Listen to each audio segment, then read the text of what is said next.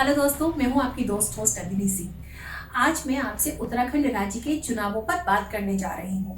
देवभूमि उत्तराखंड सन 2000 में बना हुआ एक नया राज्य है। अंतर्राष्ट्रीय सीमा बनाने वाले इस राज्य में 13 जिले और 70 विधानसभा सीटें आती हैं। इस राज्य के निर्माण के लिए काफी लंबा आंदोलन चला। लोगों ने गोलियां खाई, लाठियां खाई। आखिरकार लंबे संघर्ष के बाद राज्य का गठन हुआ। ऐसा माना जाता रहा है कि छोटे राज्यों के गठन से विकास को गति मिलती है, प्रशासन बढ़िया चलता है और दूर दराज के इलाकों तक लोगों को विकास की मुख्य धारा से जोड़ा जा सकता है।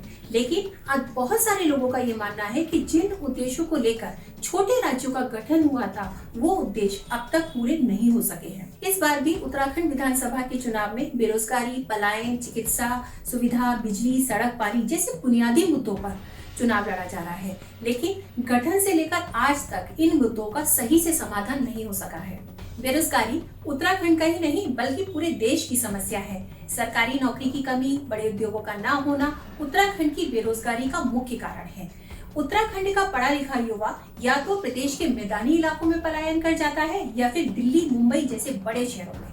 बेरोजगारी और पलायन दोनों मुद्दे एक दूसरे से जुड़े हुए हैं और अभी तक सभी सरकारें इन मुद्दों को सही तरीके से डील नहीं कर सकी हैं। हेल्थ केयर भी एक बहुत बड़ा मुद्दा है उत्तराखंड के लिए, क्योंकि जब आपके पास आपका अस्पताल 4 घंटे की दूरी पर हो तो एक्सीडेंट के केसेस में कई बार एक आम आदमी भी जिंदगी की जंग हार जाता है। उसी तरह आजादी के 74 साल बाद भी पहाड़ के लोग बिजली, सड़क, पानी जैसी बुनियादी चीजों के लिए संघर्ष कर रहे हैं।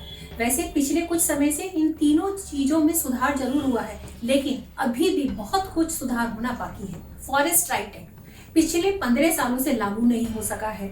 इस एक्ट के जरिए आदिवासियों और वनवासियों को वन की उपज के जरिए आजीविका कमाने का मौका दिया जा रहा था। और गौरतलब है कि उत्तराखंड का 70% इलाका फॉरेस्ट लैंड के अंतर्गत आता है और ये मुद्दा भी आम लोगों के जनजीवन से जुड़ा हुआ है।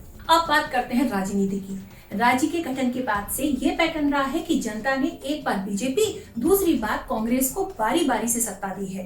इस बार बीजेपी पूरी तैयारी में है कि इस पैटर्न को बदला जाए, लेकिन बीजेपी द्वारा बार बार मुख्यमंत्री को बदला जाना उसके खिलाफ भी जा सकता है। पिछले 21 वर्षों में राज्य ने 10 मुख्यमंत्री दिए हैं। छोटा सा राज्य होने के कारण विधायकों का पाला बदलना भी एक आम बात है। कुछ विधायक इधर से उधर गए कि सरकारें बदल जाती हैं। चुनाव की घोषणा के बाद कई बड़े नेता अपना पाला बदल चुके हैं, जैसे हरक सिंह रावत, सरिता आर्या, यशपाल आर्या, किशोर उपाध्याय। कई बड़े न्यूज चैनल बीजेपी और कांग्रेस के बीच में कड़ी टक्कर दिखा रहे हैं, तो कुछ ओपिनियन पोल्स में कांग्रेस को बढ़त दिखाई जा रही है। ऐसा माना जा रहा है कि हरीश रावत की लोकप्रियता पुष्कर सिंह धामी से कहीं अधिक है। वहीं आम आदमी पार्टी ने इस बार कर्नल अजय कोठियाल को मुख्यमंत्री पद का दावेदार बनाया है। माना जा रहा है कि आम आदमी पार्टी भी इस बार कड़ी टक्कर दे सकता है। कांग्रेस और बीजेपी दोनों ने घर घर जाकर चुनाव रैलियां, वर्चुअल रैलियां भी शुरू कर दी हैं। मुख्यमंत्री पुष्कर सिंह धामी इस बार खटीमा से चुनाव लड़ रहे हैं, तो वहीं हरीश सिंह रावत लाल कुआं से चुनाव लड़ रहे हैं और ये दोनों हॉट सीट है। परिणाम चाहे जो भी हो, उत्तराखंड की जनता को उचित हक मिलना चाहिए, जिसने बहुत संघर्ष के बाद अपना राज्य पाया, लेकिन फिर भी बुनियादी चीजों को पाने के लिए अभी भी संघर्ष कर रहा है।